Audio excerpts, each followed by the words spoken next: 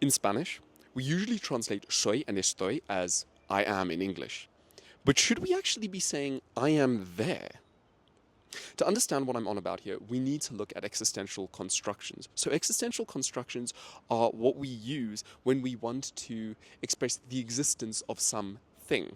Okay, so an example of this would be there is and there are in English. There is a lovely tree by me. There are lovely trees by me. Okay, in Spanish, we use I for that. Now, we have to break that down a little bit. If I want to say something like, there is a thing that is bothering me, I would say, hay una cosa que me molesta, right? But if we break down I a little bit, we can see that it's actually composed of two different verbs, or two different words. Apologies. There's a, which is the third person singular conjugation of haber, and then y, the y, right, the y. Now, that y comes from the Latin existential construction ibi. So the Romans would have said something like ibi sunt aves, there are birds. Okay. And that gets attached, as Spanish develops over time, that gets attached to the end of a to become there is. Literally, if we look at I and we translate it in the most rigorous, clunky way possible, it would be it is there. Okay, and we can see that it seems a lot like the English, right?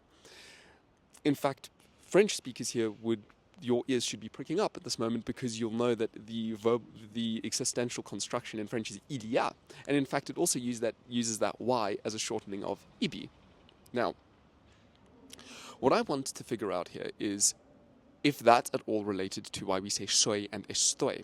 You see, Paco Álvarez Philologus, an excellent YouTube channel here on the history of the Spanish language, claims that there's some relation between them in a recent video. Now, I can't comment on that exactly, but it does seem to explain why, for example, in Portuguese, I am is just so, or estou, right? But somehow in Spanish, we add this strange y, soy, estoy. We also do it with the verb dar, which means to give, right? So we would say yo doy. In those cases, why have we got the existential construction y, the y? Is it because out of pure metaphor? Maybe it's out of analogy. So Spanish speakers were accustomed to saying I, and so then they started adding that into existential statements in general. Soy and estoy do mean I am, after all. They express an existence, right? Or is it the case that Spanish somehow strangely evolved to adapting a form that says yo soy, I am there, yo estoy, I am there? I'm not entirely clear on this either, and I do apologize for perhaps my slightly inaccurate linguistic terminology. Linguists out there, you can please correct me and provide me with the correct terms here. But this is something that has been on my mind recently, and I'm really keen to hear what Spanish speakers say about that. If you speak Spanish or you learn Spanish, have you ever thought about that? Why is it that we say soy, estoy? It's a really weird kind of morphological phenomenon in my view. I'd love to hear from you guys, and let me know in the comments below what you have to say. Also, follow us on Instagram. We have an Instagram channel. It's been up for a while.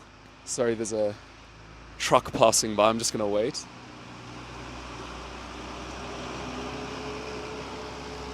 One of the casualties of recording in a public space. I like it, but it has its downsides as well.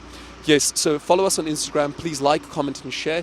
If you subscribe, which I would love you to do, please turn on notifications so that you get notified whenever we release a new video. And I will see you in the next one. Muchas gracias, amigos.